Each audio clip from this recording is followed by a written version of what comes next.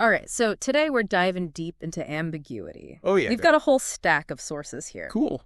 Dictionary definitions, a grammar blog, some psychology articles, even a personal essay on racial identity. Wow, that's a real mix. Yeah, it is. And it's fascinating how this idea of ambiguity pops up in, like, relationships, creativity, and even how we see race. So It really is everywhere once you start to notice it. okay, so first, let's just go right to the dictionary. Okay. Merriam-Webster defines ambiguous as something that's unclear, having multiple meanings. Right. Basically, it causes uncertainty. But then I found this blog post from PaperPal about ambiguous versus ambivalent. Oh, interesting. And they were saying ambiguous is about unclear meaning, while ambivalent is more like having mixed feelings about something. Yeah, that's a crucial distinction. What do you think about that? I think it's really important. Think about it this way. An ambiguous survey question, right? Okay, yeah. That could lead to inaccurate results because people might interpret it differently. But ambivalence, on the other hand, would be like, say, having both positive and negative feelings about something like animal testing. Got it. So ambiguous is about the message itself? yes. Not necessarily, like your emotional reaction to it. Exactly. That makes sense. But you know where things get really interesting is the Art of Manliness podcast. They talked about how ambiguity plays out in modern dating and relationships. Interesting. I'm curious to get your take on it. Yeah. They were saying how, like, this hanging out phase is full of ambiguity, and people kind of end up sliding into relationships instead of making, like, conscious choices. That's so true. That sliding, not deciding thing is, it's really interesting because it reveals a lot about the psychology of commitment. Yeah. I would say it's like slowly turning up the heat on a frog in a pot. Oh, that's a good one. You don't even realize how serious things are getting until you're practically living together, Anne. Wow. Research shows that cohabitating before marriage, especially without a clear commitment, like, say, an engagement, that can actually increase the risk of divorce later on. Really? Yeah. I always thought living together before marriage was supposed to be, like, a good test run. I know. It seems like it should be. See if you're compatible. Right. See if you can, Day to day, Yeah, do the dishes together. Yeah, exactly. But, it turns out the dynamics of commitment are way more complex. Oh. And so living together, it creates all these constraints. Okay. Like shared leases, Sure. furniture, Yeah. maybe even pets. Right. All that stuff makes it harder to break up, even if you start to realize, like, wait a minute, this isn't the right relationship. Right, yeah. And often this whole dynamic, it kind of impacts women more negatively, Oh, how so? Well, men, sometimes they can benefit from the ambiguity more. Ah, I see. So you slide into cohabitation. Right. You're increasing the constraint type of commitment, but the dedication commitment. Okay. That feeling of, I want to build a future with you that hasn't necessarily had time to develop. So it's almost like you said, you're kind of forced to stay together. Right. Just because of logistics. Exactly. Yeah. And that deeper dedication commitment needs clear communication. Conscious effort, Yeah. So sliding into cohabitation, maybe because it seems convenient. Right, yeah. Where you're already spending most nights together. Yeah. That might feel safe in the short term. Sure. But can create bigger problems down the line. I see. And, what's interesting about the research is it suggests it's not cohabitation itself. Okay. That's the problem. Okay. It's the lack of intentional commitment. Oh, okay. That often comes with it. So, for example, couples who are already engaged or have a child, they don't seem to have that same increased risk of divorce. Got it. Even if they live together before marriage. Oh, so it's more about taking the time to make a conscious choice. Yes. About your relationship, not just letting things happen by default. Exactly. Yeah. It seems like avoiding ambiguity, being upfront about your intentions from the start. Right. That could actually lead to healthier, more fulfilling relationships in the long run. Totally agree. Right. It makes me think, like, clarity. Yeah. Even if it feels a bit risky at first, could be incredibly attractive. 100%. Yeah. It signals security. Right. Seriousness. Yeah. A willingness to be vulnerable. All of which are highly valued qualities. Yeah, and I think about it, like, being direct and clear about what you want in a relationship, that's almost like the new playing hard to get. Right. It's like a power move. Yeah, it's really interesting how you put it like that. I know. It's like instead of just going with the flow, hoping things will work out. Right. It's about having these deciding moments. Yes. These conversations where you clearly articulate what you want, your intentions and desires. It's like you're actively choosing each other. Exactly. Yeah. It's about moving away from that passive sliding and towards active deciding. In our relationships, I think everyone listening just had a major aha moment. Oh, yeah. Ambiguity in dating, officially a no-go. No more sliding. But before we all swear off ambiguity entirely, right, I think it's important to acknowledge that it's not always a bad thing, right? That's very true. And that's what we'll explore next. Okay. You know, that Psychology Today article you found? Yes. It makes a really compelling case for how ambiguity can actually fuel creativity and resilience. I'm all ears. How can something that causes so much confusion in our personal lives also be a source of inspiration? I know, right? Yeah. It's pretty wild.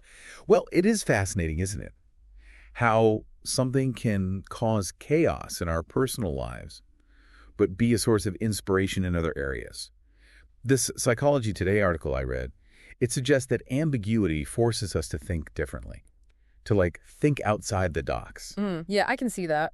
It's like when you're faced with something that's unclear, you have to work a little harder to figure it out, to make sense of it. Ambiguity, it requires what psychologists call cognitive flexibility. Okay. It's the ability to shift perspectives, consider different interpretations, adapt to, unexpected situations. So it's not just about coming up with creative solutions. No. It's also about, being adaptable. Yes. And open to different ways of thinking. Could you maybe, elaborate a bit on that whole cognitive flexibility thing? Sure. So cognitive flexibility, it involves a few key components. One is being able to see things from multiple perspectives. Another is being able to switch between different concepts or ideas quickly. And, of course, the ability to adapt your thinking when faced with new information. Gotcha. So, these are all essential skills for creative problem solving, right? Absolutely. But they're also valuable for, navigating the uncertainties of life in general. 100%. So, so if I'm in a field that demands innovation, like, say, design or technology, a tolerance for ambiguity could actually be a huge strength. Huge. Wow. Absolutely. And it's not just those fields either. Think about ambiguous art or literature. Yeah. It often they often provoke deeper engagement because they invite personal interpretation. Oh, okay. There's no one right way to understand them. Right. Yeah. So, you have to think critically, connect with the work on a more individual level. Oh, yeah, totally. Like a painting that's a bit abstract or a poem with layers of meaning. You get to bring your own experiences and perspectives to the table. Exactly. And isn't that the power of art? To make us think and feel. Ambiguity can be a catalyst for that, challenging us to engage with the work on a deeper level. But, the article also mentioned resilience. Oh, right. Yeah. And I found that really intriguing. Yeah. How does ambiguity make us more resilient? Well, if ambiguity forces us to be more adaptable, flexible in our thinking, I guess that could translate to being more resilient, in the face of challenges. Oh, okay. Yeah. Yeah, that makes sense. Yeah. Is there any research that backs that up? There is. Yeah. Studies have shown that people who are more tolerant of ambiguity tend to be better at coping with stress and uncertainty. They don't get as flustered when things are unclear. Right. And they're more likely to see challenges as opportunities for growth rather than threats. So ambiguity can make us more creative and more resilient. This is giving me a whole new perspective. We've talked about ambiguity in relationships, creativity, resilience, but I kind of want to circle back to something you mentioned earlier. Yeah. That idea of ambiguity and identity. Yes. Reminds me of Wingfield Twyman's essay. He uses the term ambiguous people. Yes. To describe individuals who defy neat racial categorization. It's such a powerful essay, and it really highlights how fixed categories, especially when it comes to race, often fail to capture the complexity of human experience. We try to put people in boxes. Right. But identity is so much more fluid than that. It's like we have these preconceived notions, of what certain racial categories should look like, but the reality is far more nuanced. Exactly. He uses the example of Dr. Martin Luther King Jr.'s grandfather, right, who appeared white but had a black mother. Yeah. And it really makes you question, those visual cues we rely on to categorize people. It's a perfect example of how limiting those visual cues can be. We make assumptions based on appearance, but identity is so much more than what we see on the surface. Yeah. And as Qwen points out, like the increasing number of interracial relationships, this will continue to challenge those traditional racial categories. Right. We're moving towards a more fluid understanding of race and identity, where ambiguity isn't the exception, but the norm. That's a fascinating point. It seems like society is evolving. Yeah. Moving beyond those rigid categories and embracing a more nuanced understanding of identity. But all this talk about ambiguity makes me think about another area where it can have a really profound impact. Yeah. Ambiguous loss. Yes, ambiguous loss. This is a topic that's close to my heart. Ambiguous loss, it refers to a unique type of grief. Okay. That arises when the loss itself is unclear or uncertain. And it's different from the grief we experience when someone dies, because there's often a lack of closure and a constant sense of not knowing. Right. And that APA journal article we have, it does a great job of outlining the two main types of ambiguous loss. Yes. The first is physically absent, but psychologically present. Right, like a missing person. Yeah. A soldier deployed to a dangerous region, or, someone in a coma. The person is gone, but the circumstances surrounding their absence are unclear. Yeah. You're left with this constant uncertainty. Are they alive? Right. Will they come back? It's a very difficult situation to process because you're constantly vacillating between hope and despair. And then there's the second type, physically present, but psychologically absent. Right. This is when someone is physically there, but they're not the same as they used to be. Yeah. Perhaps due to dementia. Okay. Or a traumatic brain injury or severe addiction. Their physical presence is a constant reminder of who they once were, but their psychological absence creates a profound sense of loss and disconnection. You know that YouTube video from the American Parkinson Disease Association? It really illustrated the unique challenges of ambiguous loss. They talked about the lack of closure, the ongoing uncertainty, the constant questioning. It's heartbreaking. It is, and it can be utterly debilitating. Both for the individual experiencing the ambiguous loss and their loved ones. Imagine caring for, a loved one with Alzheimer's. Yeah. They're physically there, but their mind, their essence, is slowly slipping away. It's a constant agonizing goodbye. It sounds incredibly difficult. Are there any coping mechanisms or strategies that can help people navigate ambiguous loss? There are. It's important to remember that ambiguous loss isn't something you get over in the traditional sense. It's about learning to live with the uncertainty, finding ways to adapt and cope, finding meaning in this situation, focusing on what you can control, building a strong support system. Those are all crucial. Support groups can be particularly helpful because they provide a space to connect with others who understand the unique challenges of ambiguous loss. It sounds like finding those sources of support and connection is essential. And maybe it's also about accepting that there won't be easy answers or a clear resolution. This deep dive has really taken us on a journey. We've explored ambiguity in dating, creativity, racial identity, and now ambiguous loss. It's amazing how this one concept can touch so many aspects of life. It really is. And what we've seen today is that ambiguity is a complex, multifaceted concept. It can be a source of frustration, but it can also be a source of growth, innovation, and even beauty. It's all about how we choose to perceive it and how we use it to shape our lives. So what does this all mean for our listeners? What's the big takeaway from our exploration of ambiguity? That's a great question, and it brings us back to you, the listener. What areas of your life could benefit from greater clarity? What ambiguous situations are you currently navigating? And how can you apply these insights to create more fulfilling relationships, tap into your creative potential, and navigate the uncertainties of life with more grace and resilience? Those are some powerful questions to reflect on. I think the key is recognizing that ambiguity is an inherent part of the human experience. It's not something we can always control or eliminate. Exactly. And maybe, just maybe, embracing ambiguity with all its complexities and contradictions can lead us to a richer, more meaningful experience of life. I love that. This has been such a thought-provoking deep dive.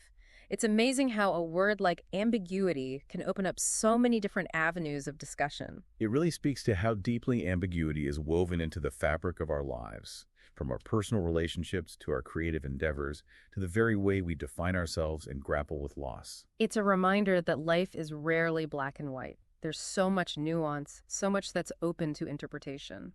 And that's not necessarily a bad thing. As we've seen, ambiguity can be a source of frustration, but it can also be a source of growth, innovation, and even beauty. I think the key takeaway here is about finding that balance, recognizing when ambiguity is holding us back and when it's actually pushing us forward. Exactly. It's about being mindful of the role ambiguity plays in different contexts and making conscious choices about how we engage with it.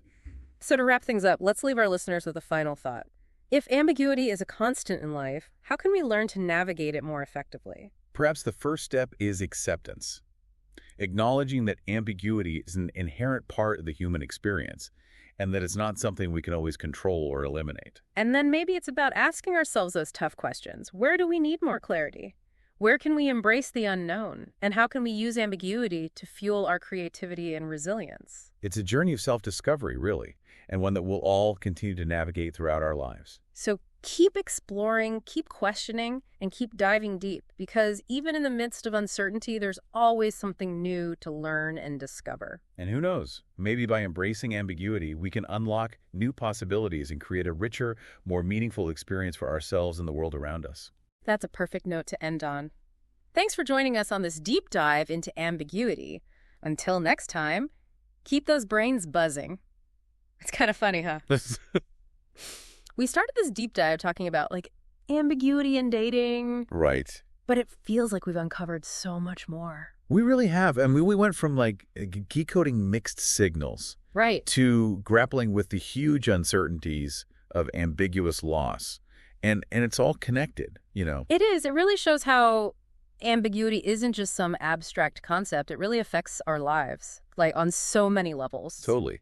I think that's the biggest takeaway here. Yeah. That recognizing the role ambiguity plays, whether it's causing confusion or, sparking creativity, it can really help us navigate the world. Be more awareness. Yes. More awareness and intention. Exactly. So it's not about getting rid of ambiguity completely. It's more about understanding how to work with it.